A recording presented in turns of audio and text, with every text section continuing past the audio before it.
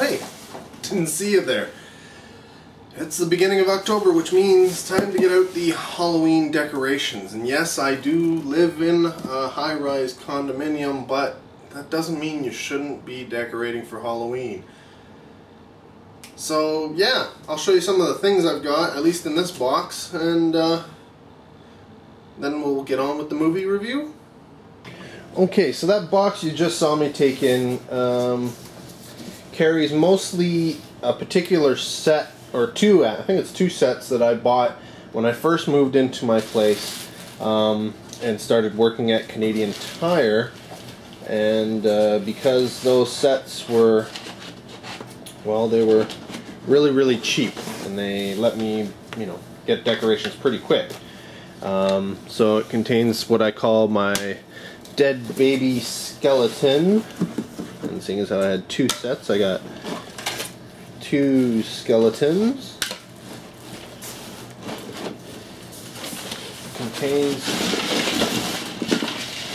a whole bunch of these chains and posts, which are supposed to set up around, whoops, the dead baby skeleton.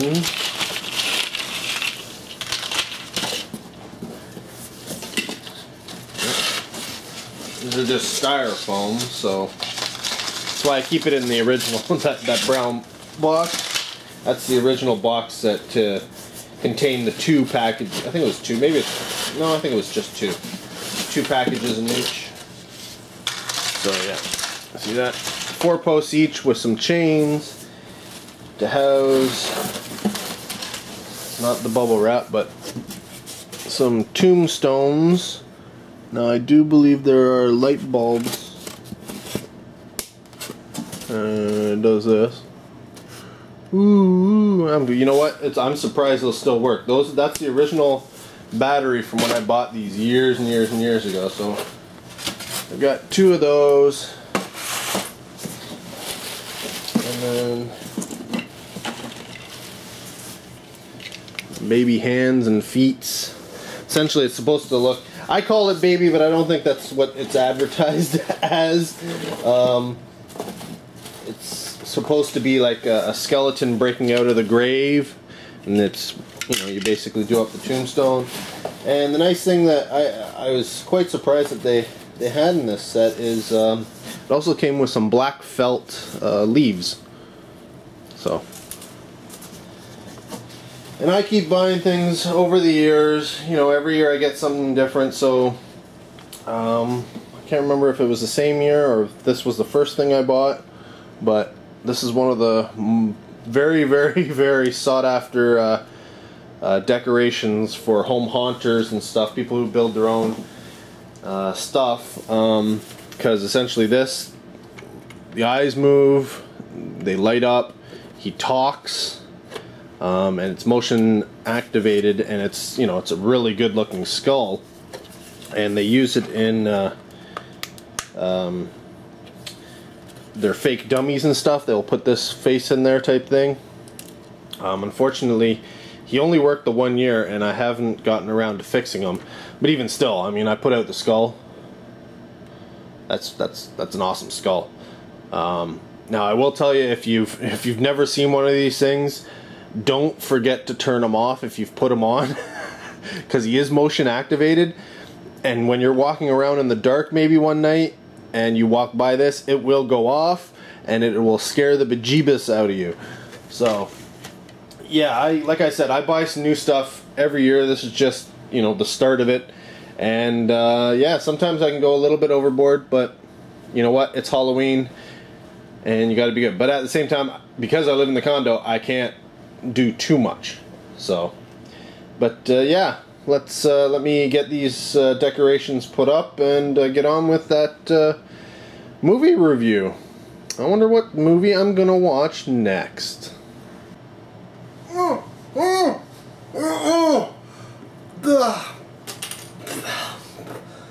I think I got a little carried away.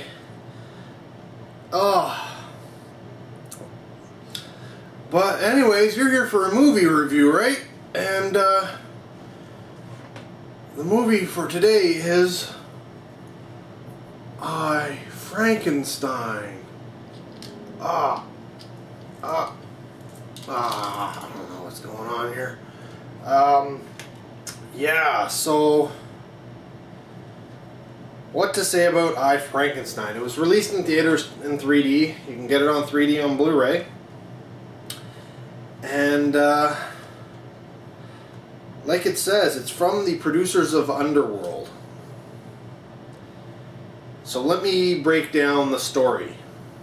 There's one side of ancient creatures fighting another side of ancient creatures, and there's this guy who's got special powers who both sides want on their side. Yeah, if you didn't know it was from the producers of Underworld, before you watched it, you definitely would after watching it. Oh my god. But yeah, it's funny because it's actually adapted from a comic book, a graphic novel, if you will.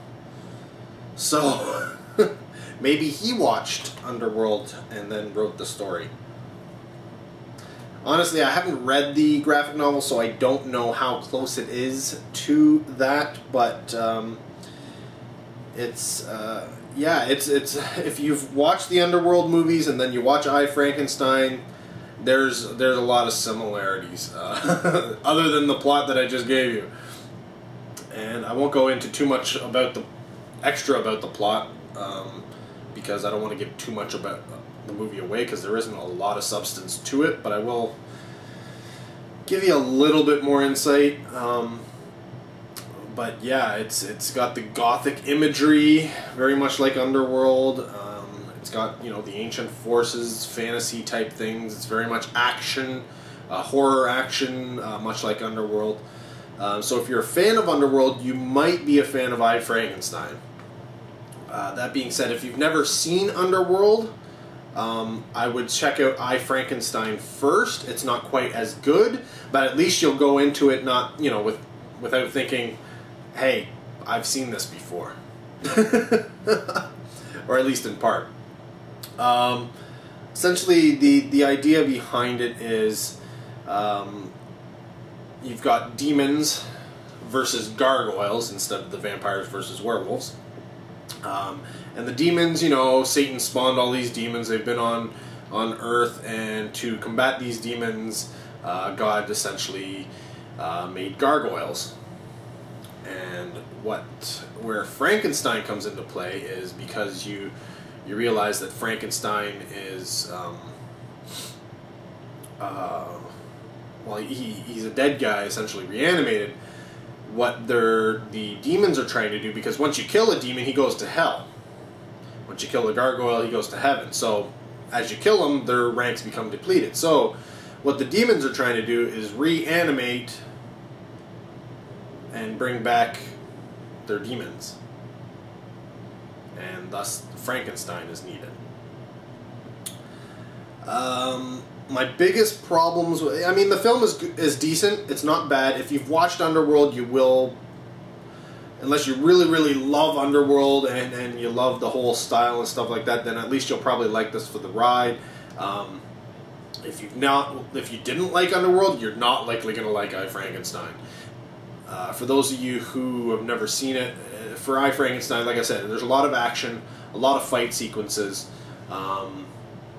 So if you're into that, definitely check it out.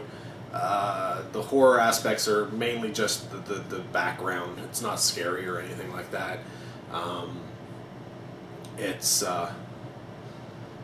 Yeah, it's a lot of fighting. There's not much plot. The plot is essentially maybe 5 minutes worth of storytelling spread out over the course of the film.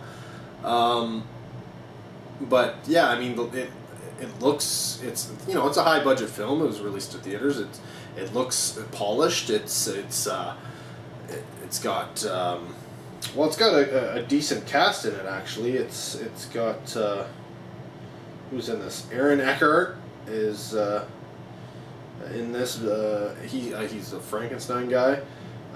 Bill Nighy, Yvonne Strahovski, Miranda, Otto, and Courtney are all in this film. There's a few other names that you probably wouldn't know, but those are the most standout names. It's mostly like, I mean, the top billing is Aaron Eckhart, right on the top. So Aaron Eckhart's the selling point, but you'll recognize some of the others in the film once you actually see it. Well, you may not know the names, but once you see the face, you'll know them. And and it's directed by somebody I don't know, Stuart Beattie. I'd have to look him up to see what else he's directed, but the name doesn't ring any bells. But yeah, it essentially it's got two things going for it. Well, three things. Frankenstein's in the name. Aaron Eckhart's the top billed actor. Take it or leave it. And it's from the producers of Underworld. Again, take it or leave it. When you see you see the trailer and you see producers of Underworld, you kind of get an idea. What I don't like, and these are some pretty big things, and the reason why I think I, Frankenstein didn't do as well, and it won't do as well as it should have, and that's the use of CG. This movie, I wouldn't be surprised if most of the budget was spent on CG, because it's just everywhere. They got to animate buildings, they got to animate transformations, and there's lots of transformations going on. Gargoyles, they got to animate those things and such. And I think one of the reasons why it was a downfall for this movie is if they spent all the money on the CG work, it didn't leave a lot of money for gargoyles and demons, because essentially everybody looks human. Yep. You've got demons versus gargoyles with Frankenstein, and everybody looks like Joe Schmo. Until they change. You see, the demons, when they change, they look like characters out of Buffy the Vampire Slayer, the television series, so it's just, I've got a mask on type thing, so good that they went with that, the practical effect of the mask and stuff, but they're still just humanoids. They're all here. They didn't really go into any weird, crazy things. No, they're just spiky, scaly-looking humans, essentially. Yeah, and it doesn't take much to kill them. Anything apparently holy, if you scratch them or something, kills them. The gargoyles seem to be a little bit harder to kill. But again, when they transform, they're normally human, but when they transform, or they're normally gargoyle, whatever way you want to look at it, gargoyles on the side of the building, yeah, hey, those are actually creatures that protect us. And they move and talk. But yeah, so once the human transforms into the gargoyle, then it's CG from that point on, and they look like big rock creatures, but clearly they can't be rock creatures, because if they were rock creatures, they wouldn't be able to fly, because I don't think rock wings really work. But these gargoyles do fly, and they're pretty hefty, you know, like the Disney's gargoyles, picture those, except very much more rock-like in texture, similar to this. Actually, their skin looks a lot like these posts in the way they're painted. So I don't know, if you go up to a gargoyle on a building, he may not actually be stone. If you poke him, it may be soft or something. But clearly they just need to be scratched a few times as well by demons, and that kills them. Again, both sides seem to go down really, really quickly. And considering how long this war has been going on, I'm surprised that there's still any left by this point in time, because they're dusting each other left, right, and center in the movie. So either they didn't fight much previously, or it was more like one-on-one battles here and there. I don't know. It was one of those things that had me scratching in my head, thinking, well, how have over the thousands of years you not managed to defeat people? Like, I don't know. It just seemed weird. And then you got Frankenstein himself.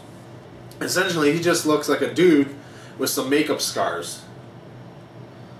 on his face, and even they don't really grotesque him at all, and his muscles are all there. Like, he takes off his shirt and it's just like, it's just him, muscular Aaron Eckhart, and yeah, with some makeup scars on his back to, I guess, represent the patchwork skin put together, I guess. So yeah, essentially everybody looks like a normal human being in this movie, short of a few CG sequences, because yeah, I mean, when the gargoyles are fighting the demons, they're essentially, they turn into CG as well. And yeah, if you like computer graphic fight scenes and you really love the look of that, then definitely I, Frankenstein is for you. If you're looking for a scary movie, don't bother. If you like horror action films, then I would check it out. I would definitely check it out. There's nothing grotesque about it. There's no gore. There's no nudity. Like I said, there's no scary factor. It's literally just it's two evil well, a good faction and an evil faction from biblical times fighting against each other, and Frankenstein's in the middle. So if that sounds like something you want to see, check it out. I'd like to comment about the 3D, but I don't have a 3D television and I didn't see it in theater, so I can't. But as is the case with everything, I say at least watch it in 3D if you can. If you can't, don't worry about it. At least with this one, the 3D Blu-ray is the same as the Blu-ray. It's all on one disc, and you know, you can get out and do it that way, and not have to worry about the fact that you don't have a 3D television yet or a 3D setup. And eventually down the road, when you do get one, because you should get one, movies are being released in 3D all the time, and old 3D movies are now coming out. You should definitely pick up 3D if you can, even if you think you can't see it. Believe it or not, well, there are some people who just won't be able to see it. I know some people who, you know, their eyes are just different. They would have to get special glasses. Special glasses made for them, and then they could. It's not that you can't see 3D, you just can't see 3D normally.